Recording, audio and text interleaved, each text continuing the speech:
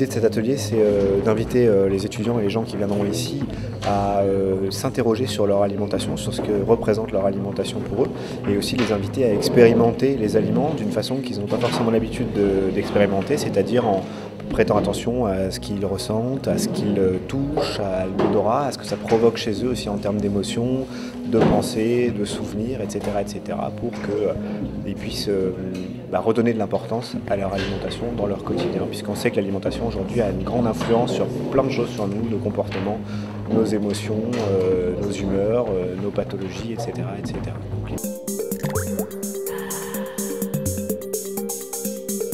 De l'info ou de l'intox, toute la question est là. Est-ce que les heures de sommeil avant minuit comptent double? C'est faux. Dormir avant minuit, peu importe. Après minuit, ce qui est important à savoir, c'est que ce sont les premières heures de sommeil qui sont les plus importantes. Donc pendant ces premières heures de sommeil, c'est là où le corps peut complètement se relâcher. On est dans ce qu'on appelle une phase de sommeil réparateur. Et le chocolat, c'est grossir. Ça, c'est vraiment une question qui a dépassé tous les temps. On pourrait penser que le chocolat fait grossir, mais en fait la réponse est non. On peut se faire plaisir en mangeant du chocolat, mais l'important c'est de manger du chocolat de bonne qualité, donc qui contient un maximum de cacao et qu'on peut trouver dans des bons chocolatiers.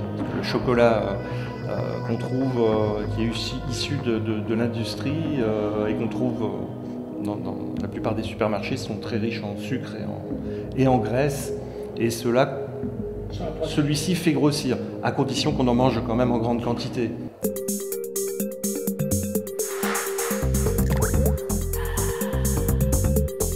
Effectivement, j'anime aujourd'hui cet atelier Respirer en pleine conscience qui part du principe que notre respiration, c'est un outil très pratique dont on a l'habitude depuis qu'on est né, qu'on a toujours sur nous forcément.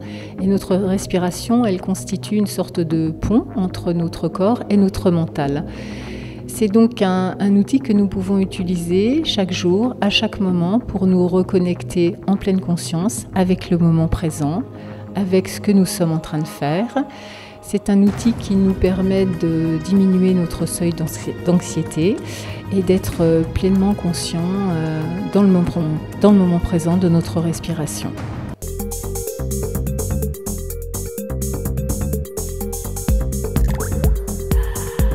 L'objectif, c'était de faire goûter des nouvelles choses et en tout cas de montrer aux gens qui passaient qu'il fallait se faire plaisir, qu'il fallait goûter à tout en fait. On a mis des goûts nouveaux pour que ça soit quand même quelque chose qui n'était pas connu bien sûr. Donc on a cherché des fruits exotiques qu'on ne connaissait pas plus nous de toute façon. Voilà, apparemment ça fonctionne bien, tout le monde a goûté. Et l'objectif, oui, c'est toujours de dire... on goûte à tout, en fait on s'ouvre vers l'extérieur, on a de nouvelles expériences et avec ça on arrive à avoir une alimentation équilibrée, on ne reste pas dans des choses qui sont les pâtes, les pommes de terre, le riz, on essaye de s'ouvrir au maximum vers l'extérieur et comme ça on arrive à avoir une alimentation équilibrée.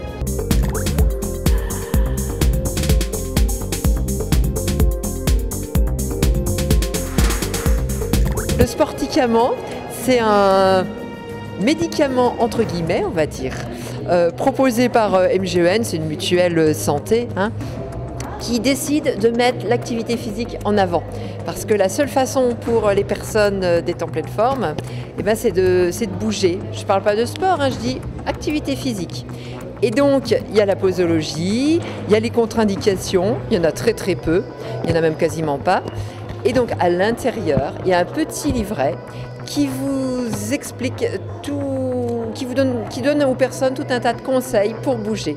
Par exemple, essayez de faire minimum 7000 pas par jour, en fonction de la tranche d'âge, etc.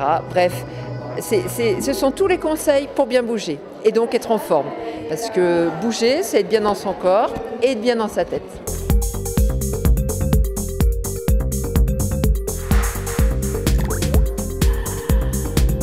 Alors l'intérêt de nos structures, c'est qu'elles sont de service public et de ce fait, c'est que chaque concitoyen peut venir assez facilement prendre un rendez-vous puisqu'il n'y a pas de filtre à l'entrée. Chacun peut venir parce qu'il se sent pas bien, ou alors pour des actions de prévention, puisqu'effectivement, ça fait partie de nos missions. Le fait d'aller bien, comme je le disais, c'est la base pour conserver une bonne santé. L'objectif n'est pas d'attendre de tomber malade. Si on pense avoir besoin de conseils, eh bien n'hésitez pas, venez voir les équipes où vous allez pouvoir trouver en fonction de vos besoins des infirmiers qui sont formés à vos besoins, des psychologues et bien sûr des médecins psychiatres.